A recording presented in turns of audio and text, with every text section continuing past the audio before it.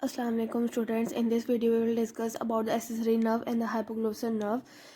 Starting from the accessory nerve. Accessory nerve is a cranial nerve number 11 which is purely motor nerve.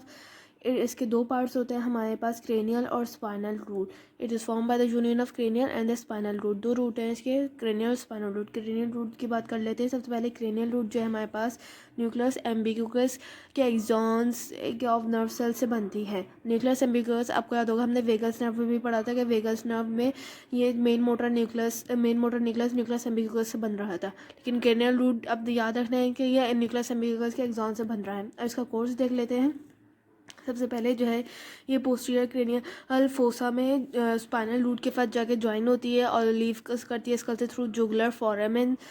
और फिर जो है jugular foramen से move करने के बाद जो है रूट्स जो हैं क्रेनियल स्पाइनल रूट्स हैं वो दोनों अलग हो जाती है.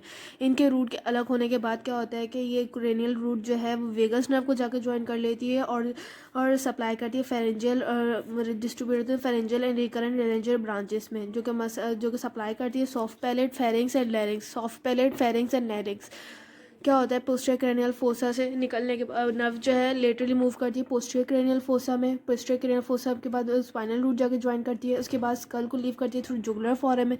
जुगुलर फोरम से निकलने के बाद थोड़ा डिस्टेंस कवर करने के बाद जो है क्रेनियल और स्पाइनल रूट्स अलग हो जाती है. जब क्रेनियल स्पाइनल रूट्स अलग हो जाती हैं तो जो क्रेनियल रूट है वो वेगस नर्व के साथ जाके ज्वाइन हो जाती है और जो है फेरेंजियल रिकरेंट लैरेंजियल ब्रांचेस देती है कि इनके मसल सॉफ्ट पैलेट फेरिंग्स और लैरिंग्स के मसल्स को जाके ब्रांच देती है. क्रेनियल रूट हो गई है पूरी. अब हम स्पाइनल रूट की तरफ. स्पाइनल रूट क्या है, it is form by the axons of the spinal nucleus. अब स्पाइनल न्यूक्लियस हमने ट्राइजेमिनल नर्व में भी देखा था. स्पाइनल न्यूक्लियस से फॉर्म होता है. इसका कोर्स देख लेते हैं. ये जो इमर्ज आउट होती है स्पाइनल कॉर्ड से emerge out between the pyramids and the olives के दरम्यान से इमर्ज आउट होती है. इमर्ज आउट होने के बाद जो है नर्व ट्रंक बनाती है. ये नर्व ट्रंक जो है हमारे पास सबसे पहले असेंड करती है स्कल में थ्रू फोरामेन मैग्नम. इसमें उल्टा है कि मतलब पहले स्पाइनल कॉर्ड से निकल रही है, उसके बाद जो है स्कल में जा रही है. स्कल में जाने के बाद हमारे पास ये जो है दोबारा डाउनवर्ड आती है हमारे पास. ठीक है, अब ये जो है स्कल में असेंड होने के बाद ये जो है क्रेनियल रूट जाके ज्वाइन करती है. फिर जो है लीव करती है through skull through jugular foramen. जैसे कि हमने क्रेनियल रूट में देखा था कि जुगुलर फोरामेन में थोड़ा डिस्टेंस कवर करने के बाद वो सेपरेट हो जाती है क्रेनियल स्पाइनल रूट में. क्रेनियल हमने देखा वेगस नर्व के साथ जाकर ज्वाइन होगी. जो स्पाइनल रूट है ये जो है डाउनवर्ड मूव करेगी नेक में. डाउनवर्ड रूट में नेक में मूव करने के बाद जो है मसल को सप्लाई करेगी. कौन से मसल को सप्लाई करेगी, स्टेर्नोक्लाइडोमास्टोइड और ट्रेपेजियस मसल को. इस नर्व को हम इस तरह सेपरेट कर सकते हैं कि एग्जामिनेशन इस तरह कर सकते हैं कि आप पर्सन को बोलेंगे अपने जो है नेक रोटेट करे या हेड की मूवमेंट रोटेट करे.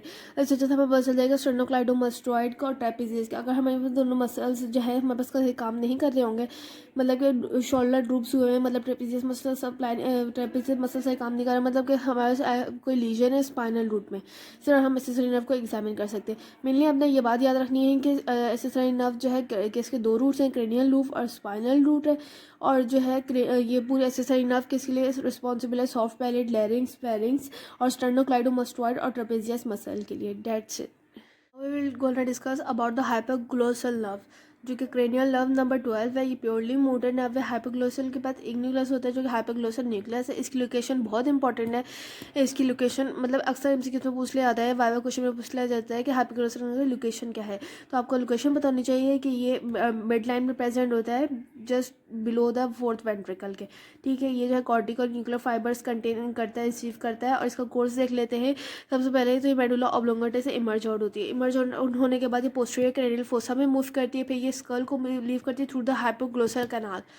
अब को नहीं याद रखना है कि ये कौन से कैनाल से कौन से फोसा से इमर्ज आउट हो रही है. हाइपोग्लोसल कैनाल से इमर्ज आउट स्कल को लीव करने के बाद ये नेक में डिसेंड करती है. नेक में डिसेंड करने के बाद ये lower border of posterior belly of digastric muscle तक जाती है. फिर यहाँ पे इस पॉइंट पे ये जो है क्रॉस करती है, मूव कर जाती है फॉरवर्ड की तरफ और क्रॉस करती है इंटरनल एक्सटर्नल कैरोटिड आर्टरीज को. मूव करने के बाद जो है फिर ये डीप जाती है माइलोहायोइड मसल के पास. माइलोहायोइड मसल के पास जाने के पास ये जो है हमारे पास सप्लाई करती है give branches to the tongue.